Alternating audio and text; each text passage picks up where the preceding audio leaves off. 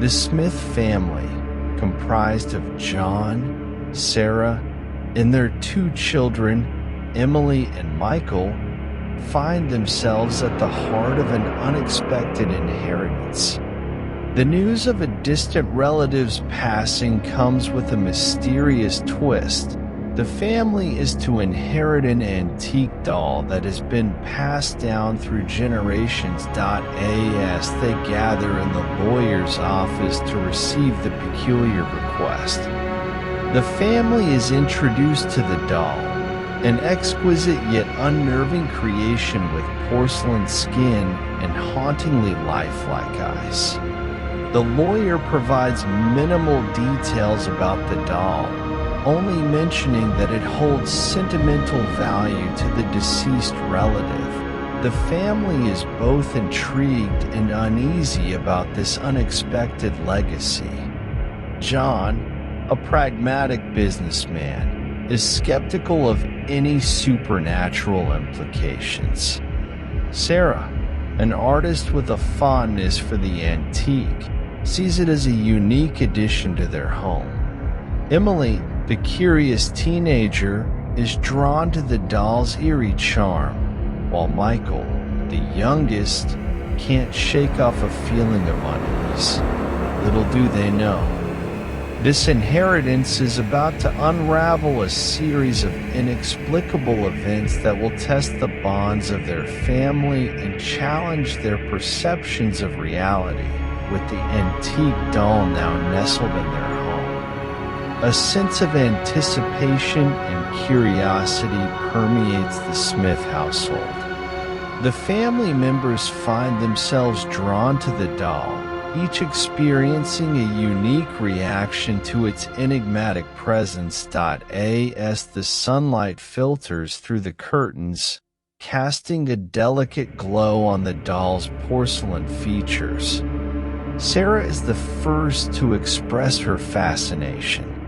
She spends hours examining the intricate details, captivated by the craftsmanship that hints at a bygone era. Her artist's eye appreciates the doll's eerie beauty. John, though initially skeptical, can't help but feel a subtle intrigue. He dismisses the strange occurrences as mere coincidence, attributing them to the family adjusting to the new addition. Yet, even he finds himself stealing glances at the doll when he thinks no one is watching. Emily, the teenager with a penchant for mystery, becomes captivated by the doll's alleged history. Late at night, she searches the internet for clues, uncovering vague references to similar dolls in folklore and ghost stories. Her excitement grows as she speculates about the secrets the doll might hold. Michael, the youngest, develops a peculiar attachment. He insists on keeping the doll in his room, claiming it makes him feel safe. Unbeknownst to the family, Michael starts talking to the doll as if it were a confidant, sharing secrets and fears in hushed whispers. The doll, seemingly oblivious to the stir it causes, becomes a focal point of family discussions. Its presence is a constant undercurrent of excitement as the family members grapple with the strange aura surrounding their newfound heirloom. Little do they realize that the doll's silent gaze hides secrets that are about to unfold. Amidst the growing fascination with the antique doll, the Smith family stumbles upon a forgotten envelope tucked away in a drawer, an envelope that reveals a foreboding secret. The envelope, sealed with the wax emblem of their late relative, contains a carefully penned letter, a warning echoing from the past. The family gathers in the dimly lit living room, drawn together by the weight of the discovery. John carefully breaks the seal and begins to read aloud the words of caution left behind by their departed kin. The letter speaks of the doll's troubling history, tracing its origins to a time obscured by shadows. The warnings are cryptic, veiled in language that suggests a malevolent force tethered to the doll. The letter emphasizes the importance of treating the doll with the utmost respect, as if acknowledging a dormant power that could awaken with disregard. The family exchanges uneasy glances as the words sink in, casting a pall over the room. Sarah, who had admired the doll's craftsmanship, now regards it with a touch of apprehension.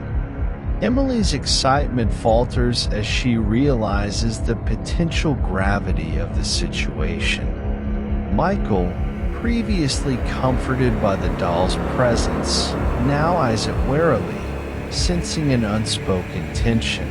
The family grapples with the decision of whether to heed the warnings or dismiss them as the ramblings of a superstitious relative. The once enchanting aura surrounding the doll takes on a more ominous hue, and the house seems to echo with the ghostly whispers of a cautionary tale that refuses to be ignored. Little do they know, the history of the doll is about to cast its shadow over their lives.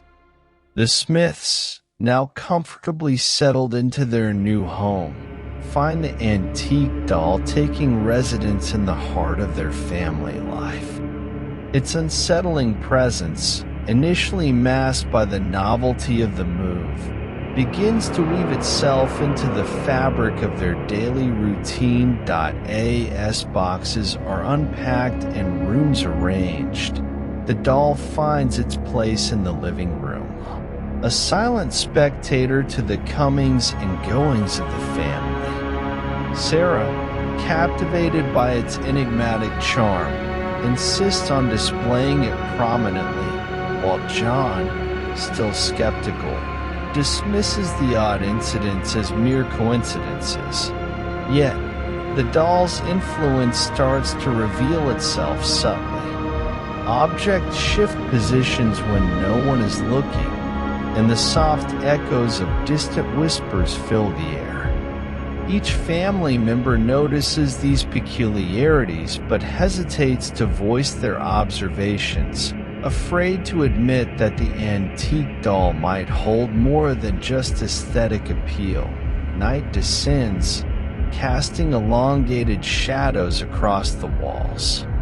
The settling house, a symphony of creaks and groans, merges with the soft sounds of the antique clock in the hallway. Emily, lying awake in her bed, senses a strange energy lingering in the air. Michael, in his room down the hall, swears he hears the faint giggles of a child. The family's collective unease grows, but no one dares to confront the possibility that the doll might be at the center of these disturbances. Each night, as the house settles into an uneasy stillness, the antique doll becomes an ominous sentinel, its eyes seemingly following the family members even in their dreams. Unbeknownst to the Smiths, the walls of their new home hold secrets, and the antique doll, with its unblinking gaze, becomes the nexus of an otherworldly presence. The stage is set for a slow, haunting revelation that will unravel the family's sense of normalcy and thrust them into a world where the line between reality and the supernatural blurs. The Smith family's once serene home now harbors an undercurrent of the supernatural, as strange occurrences begin to manifest with an unsettling subtlety. In the stillness of the night, the house becomes a stage for the enigmatic forces tied to the antique doll. It begins innocently enough, a framed photograph slightly askew, a chair that seems to shift its position when left unattended. John, always the voice of reason, attributes these oddities to the aging infrastructure of the house. Sarah, however, can't shake the feeling that there's a deliberate pattern to these movements, a choreography beyond the realm of the natural. As the moonlight bathes the rooms in a ghostly glow, whispers emerge from the shadows. At first, they are dismissed as the creaking of the old house, the settling of time-worn walls. Yet, the whispers persist, growing in intensity and complexity until they form words, indistinct, yet laden with an otherworldly weight. Emily, with her fascination for the mysterious, starts recording the whispers on her phone, hoping to decipher their cryptic messages. Michael, sensitive to the unseen, claims to hear laughter echoing through the halls when everyone else is asleep. The antique doll, stationed in the living room, remains an unmoving witness to these nocturnal mysteries. The family convenes during breakfast, exchanging cautious glances. The unspoken acknowledgement of these strange events hangs in the air like an uninvited guest. The doll, with its hollow gaze, seems to cast a spectral influence, its presence growing more potent as the days pass. Little do the Smiths realize that these subtle manifestations are the prelude to a spectral performance. The antique doll, a puppet master in the shadows, begins to orchestrate a haunting symphony that will push the boundaries of the family's understanding and draw them deeper into the mysteries of the supernatural. In the quiet hours between midnight and dawn, the Smith household becomes a canvas for the supernatural, as subtle disturbances weave through the fabric of their lives. Objects, once firmly anchored, now take on a life of their own, moving and swaying in an ethereal dance. John, waking to find his favorite chair askew, attributes it to the uneven flooring of the old house. Sarah, however, notices a delicate pattern, a dance of displacement that seems too deliberate to be mere happenstance. The antique doll, its porcelain countenance unchanged, maintains a silent vigil over the unfolding phenomena. As the family retreats into the embrace of their dreams, the night takes on a different melody. Whispers, soft and elusive, weave through the corridors like unseen threads. Emily, headphones on, listens intently to the strange nocturnal symphony, while Michael claims to hear the echoes of distant laughter, a haunting lullaby that only he can perceive. The whispers in the night, once dismissed as the rustling of leaves or the murmurs of a settling home, grow more distinct. They carry a weight, a message veiled in mystery, and seem to emanate from the very walls of the house.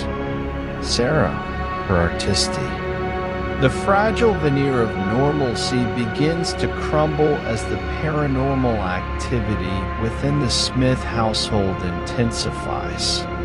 What once seemed like innocent coincidences now transform into a relentless barrage of unsettling events, casting a disconcerting shadow over their daily lives. Objects no longer subtly shift, they now glide and levitate, defying the laws of physics. The whispers in the night, once soft and indistinct, morph into haunting voices that echo through the corridors, carrying with them a spectral weight that leaves the family members unnerved. John, staunch in his skepticism, can no longer explain away the inexplicable. He witnesses furniture rearranging itself, and hears the whispers that seem to speak directly to the fears buried within his mind. Sarah, grappling with her own artistic intuition, realizes that the doll's presence has become a catalyst for the otherworldly forces now unleashed. The family, no longer able to ignore the mounting evidence, gathers intense conversations. Emily's attempts at documenting the events on camera reveal fleeting glimpses of shadows that seem to defy the laws of physics. Michael, once dismissed for his claims, becomes a reluctant harbinger of the escalating paranormal storm. In the midst of the chaos, the antique doll stands at the epicenter of the supernatural maelstrom, its hollow gaze now a conduit for the dark energies that have taken residence within the walls. The family, feeling increasingly trapped in their own home, begins to question the very fabric of reality. As the intensity of the paranormal activity reaches a crescendo, the Smiths teeter on the brink of a revelation. The line between the living and the supernatural blurs, and the once dismissed whispers become urgent pleas from an unseen realm. The stage is set for a confrontation with forces that defy explanation, and the family must confront the true nature of the antique doll's haunting legacy. The Smith family, caught in the grip of escalating paranormal phenomena, now finds the antique doll at the epicenter of an otherworldly dance. Shadows, once benign contours in the corners of their vision, begin to take on a life of their own, entwined with the eerie presence of the doll. As the family moves through the dimly lit rooms, they catch fleeting glimpses of movement, shadows that slither across the walls like spectral serpents. Sarah, once captivated by the doll's beauty, now notices its silhouette elongating and contorting in ways that defy the laws of physics. John, who had clung to rational explanations, witnesses shadows that seem to detach from the doll, taking on distinct forms before vanishing into the ether. Emily's attempts to capture these elusive entities on camera result in eerie footage, shadows dancing with a sinister intent. Michael, the most sensitive to the unseen, describes figures emerging from the antique doll, shadowy specters that linger at the periphery of his vision.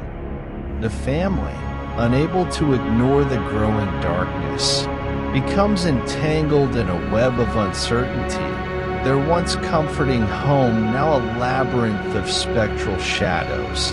The whispers in the night gain a visual counterpart as the family members share their experiences. The antique doll, once a symbol of nostalgia, now becomes a conduit for a malevolent force that casts shadows, both literal and metaphorical, over their lives. In the midst of this spectral ballet, the Smith family grapples with the realization that the antique doll is more than an heirloom. It is a portal to a realm where shadows are not mere absence of light but entities with an agenda. The stage is set for a confrontation with the unseen, where the dance of shadows hints at a dark revelation that awaits them in the shadows' depths. Despite the mounting unease that snakes its way through the Smith household, the family clings to the fragile remnants of normalcy, desperately attempting to rationalize the surreal events that unfold around the antique doll. Their shared uncertainty becomes a palpable undercurrent as each family member grapples with a growing realization that defies the boundaries of logic. John, once the stalwart pillar of reason, finds himself at a crossroads. The shadows that dance on the walls and the inexplicable movements of objects defy his pragmatic explanations. Yet, he struggles to maintain a facade of skepticism, unwilling to surrender to the unsettling truth that lurks in the corners of their home. Sarah, torn between her artistic intuition and the need for stability, attempts to reconcile the beauty she once saw in the doll with the ominous energies it now harbors.